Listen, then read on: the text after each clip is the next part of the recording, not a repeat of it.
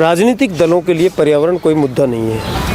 ऐसे ही कुछ विषयों पर बात करने के लिए हमारे साथ मौजूद हैं श्री कल्पतरु संस्थान के संस्थापक और ट्रीमैन ऑफ इंडिया विष्णु लांबा जी।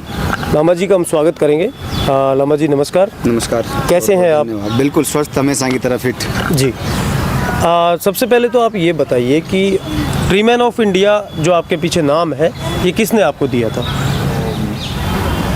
प्रणब मुखर्जी, भारत के महान विद्वान नेता, भूतपूर्व राष्ट्रपति महोदय, उनकी कृपा से ये मुझे संभवतः 22 मार्च 2012 को जाने का मौका मिला भारत के क्रांतिकारी परिवारों को जी। तब उनकी तरफ से नाम मिला और उसके बाद में जो संघर्ष था वो संघर्ष अलग तरह का था, अभी अलग तरह का संघर्ष है। तो एक उनकी कृपा बनी और कार्यक्रम आगे बढ़ा, लोग जुड़ने लगे। प्रणब दा ने आपको ट्रीमैन ऑफ इंडिया कहा? प्रणब दा की वजह से ही। तो इस यात्रा की शुरुआत कहाँ से हुई विष्णु जी? यात्रा की शुरुआत तो 7 साल की उम्र में पहली बार पौधा मैंने अपनी माँ के पावन सानिध्य में गाँव में लगाने का मौका मिला और वहाँ से शुरुआत हुई। अनेक अल्पायु के लंबे कालखंड को कहीं लड़खड़ाते ही सही हम चलते गए और अनेक अनुभवों को लेकर के यहाँ तक पहुँचे हैं जी। तो माँ की कृपा से ही प्रकृति संरक्षण का संस्कार मिला है और संस्कृति के संरक्षण के संस्कार मेरे पिता की वजह से जी। मंदिर में सेवा उनका और सारा जीवन हमने देखा है कि वो जी समर्पण का भाव। आपका मूल गाँव कौन सा है? मूल गाँव मेरा लांबा है, टोंक जिले में।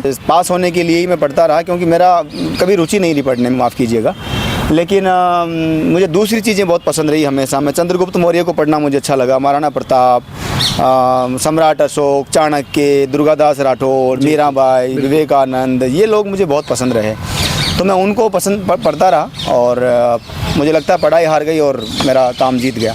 अच्छा, आप की अब तक के जर्नी से हमें पता लगा कि आप लगभग 1 करोड़ वृक्ष लगा चुके हैं। 14 मई 2023 को हमने पिछले 30 वर्षों की अथक साधना के दम पर जो भी भारत के, देश के, दुनिया के प्रत्यक्ष अप्रत्यक्ष रूप से हमारे वॉलेंटियर, शुभचिंतक जो भी है, उन लोगों की कृपा से ऐसा हुआ है जी। तो उन सब लोगों का मिलकर सहयोग रहा। तो 30 साल लग गए 1 करोड़ लगाने में, लेकिन अब 5 करोड़ का संकल्प है 2047 तक। हम बिल्कुल देश के 100 गाँवों को पर्यावरण दृष्टि से आदर्श ग्राम बनाकर 5 करोड़ पेड़ लगाकर मानवता को एक सौगात दे सकें, क्योंकि उस समय भारत आज़ादी के 100 साल पूरे कर रहा होगा 2047 तक जी। तो उसमें हर आदमी को तय करना चाहिए और भारत के युवाओं की जिम्मेदारी ज़्यादा है।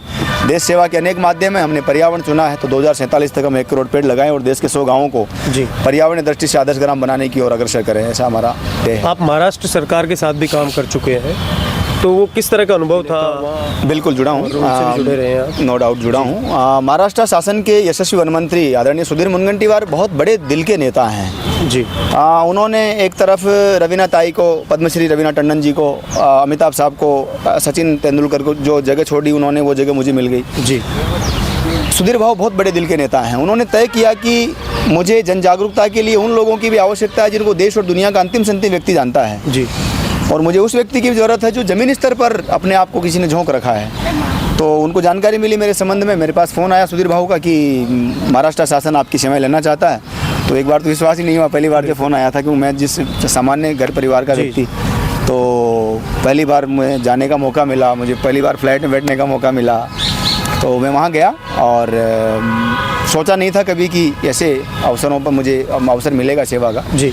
तो ग्रीन आर्मी के माध्यम से 4 कदम उनकी जो बहुत बड़ी महायात्रा थी उसमें मुझे भी चलने का अवसर मिला और वहाँ पर करोड़ों पौधे सुधीर भाऊ के नेतृत्व में लगाए गए जी। कुछ लाख पौधे हमारे हिस्से में भी आए लगवाने में, तो हमने लगवाए, अपनी टीम बनवाई, वहाँ पर काफ़ी काम करने का अवसर मिला। फिर वापस सरकार आई एकनाथ जी की, तो उसमें भी सुधीर भाऊ को उनकी रुचि और काम को देखते हुए, पहले भी वन मंत्री थे, इस बार भी उनको वन और संस्कृति मंत्री का दायित्व दिया है जी। तो इसमें भी पुनः मुझे कई जगहों पर काम करने का सौभाग्य मिला। तो बोरीवली संजय गांधी नेशनल पार्क में हमने काम सुधीर भाऊ के नेतृत्व में काम किया है जी। और भी कई जगहों पर महाराष्ट्र में काम चल रहे हैं, बीड में काम चल रहा है, नासिक में चल रहा है। तेलंगाना की भी बात आई थी कि आप राज्यसभा सांसद संतोष कुमार जी से जुड़ करके काम कर रहे हैं। संतोष कुमार जी बहुत ही जुनूनी व्यक्ति हैं, पर्यावरण संरक्षण के लिए वो बहुत बड़ा काम कर रहे हैं जी। और ग्रीन इंडिया चैलेंज जो कार्यक्रम उनका चल रहा है उसमें उन्होंने भी राजस्थान चैप्टर को शामिल करते हुए पिछली बार उनके प्रतिनिधि आए यहाँ पर जी। 1 लाख पेड़ लगाने की घोषणा उन्होंने की है और प्रभास फिल्म अभिनेता जैसे लोग हैं जी। और भी कई लोग अभियान से जुड़ चुके हैं उनके साथ में। तो हमें भी उसमें सहभागी बनाने का उनका जो मनसा है, उनके जो मत है राजस्थान को हरा भरा करने में, चंद कदम वो भी चल सकें। तो निस्संदेह रूप से आदरणीय संतोष कुमार जी के इस योजना में हम लोग बहुत पूरे मन से काम करेंगे और जहाँ जहाँ भी संभव हो रहा है वहाँ पर हम लोग जा रहे हैं और काम कर रहे हैं। जी। अच्छा, आप यूनाइटेड नेशंस की संस्था से जुड़े रहे हैं, तो वहाँ आपका कैसा अनुभव रहा है? और उनके जो यूनाइटेड नेशंस के डायरेक्टर, डिप्टी डायरेक्टर्स ने भी कुछ मैसेजेस दिए हैं। आपकी जो साथी कार्यकर्ता हैं उमा कुमार जी, उमा व्यास जी, हाँ आप सही कह रहे हैं। उमा व्यास जी के लिए भी मैंने भी देखा वो संयुक्त राष्ट्र पर्यावरण कार्यक्रम के छठे प्रमुख आदरणीय एरिक सोलिम साहब एक महान विद्वान नेता हैं, वैश्विक नेता हैं जी। उनके यहाँ पर गरीबी अमीरी का भेद नहीं है। जमीन स्तर के अंतिम संधि व्यक्ति को भी टच करना, ये आदरणीय एरिक सोलिम का स्वभाव है जी। एरिक सोलिम वही व्यक्ति हैं जिन्होंने प्रधानमंत्री मोदी जी को, हमारे यशस्वी प्रधानमंत्री जी को champion of the earth award दिया। और ये मेरे लिए बहुत बड़ी बात है कि मेरा जैसा व्यक्ति जो तकनीक से दूर है, अंग्रेजी से दूर है जी, उन्होंने सोशल मीडिया पर मुझे तलाशा था। हम कई सालों से हम साथ हैं, तो उन्होंने मुझे ट्विटर पर फॉलो करना, फिर हमारा संपर्क बनना, फिर हमारे कामों को उन्होंने ऑलरेडी उनकी टीम ने सर्च कर रखा था। एरिक साहब पूरे वर्ल्ड के 197 कंट्री के लोगों को, एक एक व्यक्ति को तलाशने का प्रयास करते हैं, कौन कहाँ पर कितना ज़मीन स्तर का काम कर रहा है जी, उसको कैसे वो वैश्विक मंच प्रदान कर सकते हैं। तो एरिक सोलिम साहब के कारण ही पहले भारत में ही हम लोग काम करते, शुरू में राजस्थान में करते जी, फिर देश के 22 राज्यों में काम शुरू किया हमने। अभी दुनिया के 13 देशों में श्री कल्पतरु संस्थान ने अलग अलग नामों से काम शुरू किया है जी। तो ये एरिक साहब को ही क्रेडिट जाता है जी। जहाँ तक आपने उमा व्यास की बात की है, उमा हमारी साथी कार्यकर्ता हैं। पहले अध्यापिका के तौर पर उन्होंने सेवाएं दी हैं, बहुत श्रेष्ठ सेवाएं दी हैं, बहुत छात्र छात्राओं के लिए वो एक मोटिवेशन का काम करती रही हैं। ज़मीनी स्तर के सार्थक काम किए हैं उन्होंने।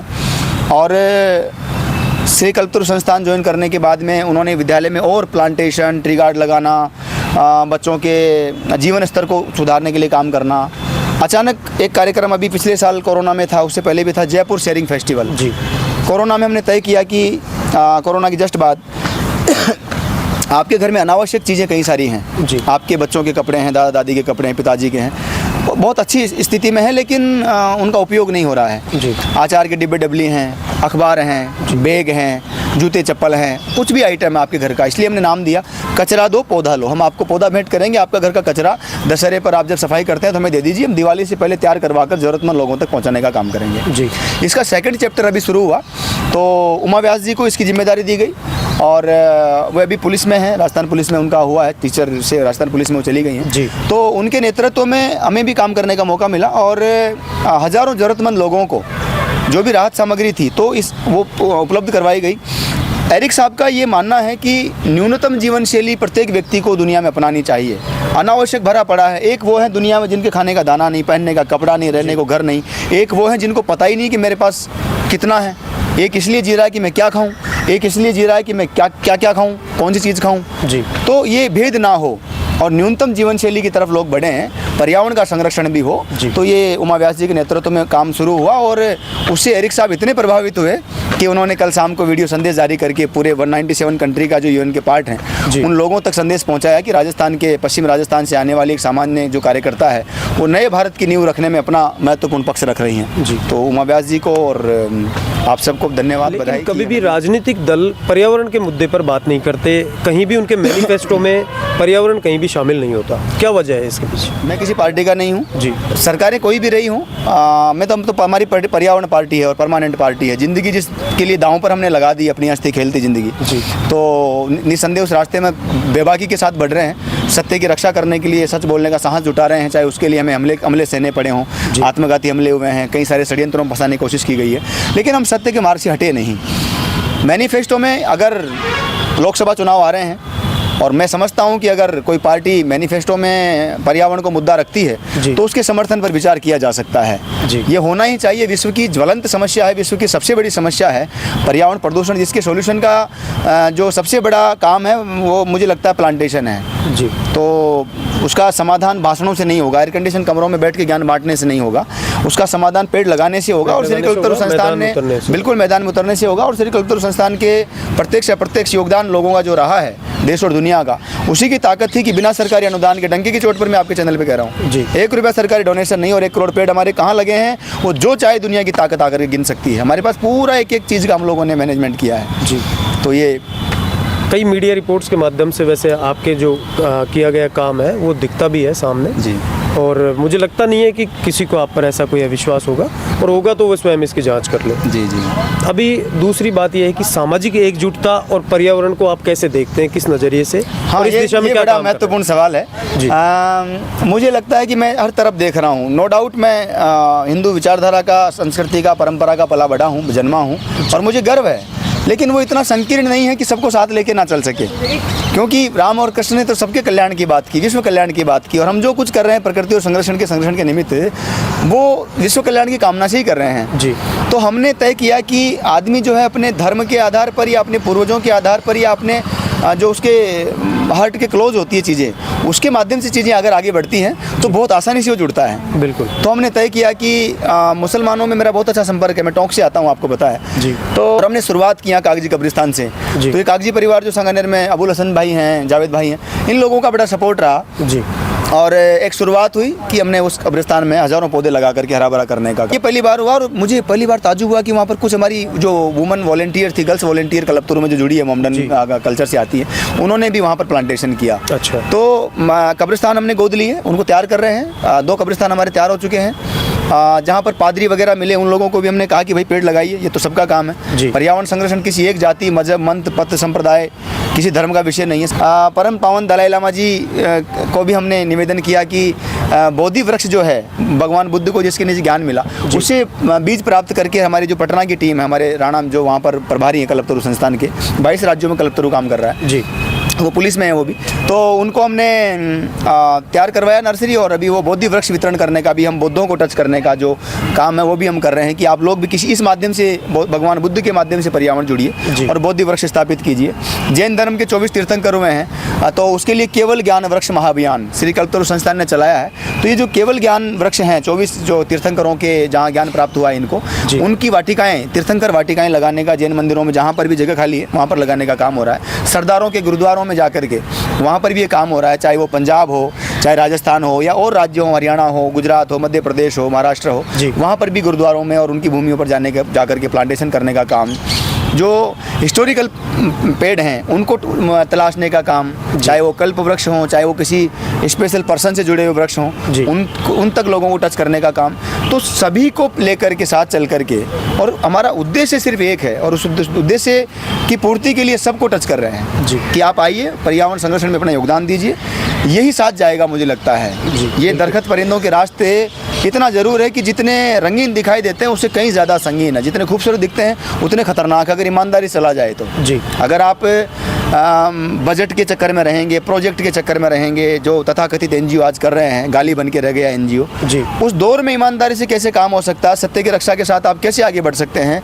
तो आपको बनास के खिलाफ भी बोलना पड़ता है जब अवैध खनन होता है, आप पे हमले भी होते हैं, आपको फंसाने के प्रयास भी किए जाते हैं, लेकिन आप सत्य हैं, सत्य के साथ डटे हुए हैं, तो आँख में आँख मिला के आप चाहे किसी से भी हो बात कर सकते हैं। बिल्कुल। तो वो खुददारी जिंदा है, और इसलिए सबको साथ लेके चलने का काम हम कर रहे हैं। जी।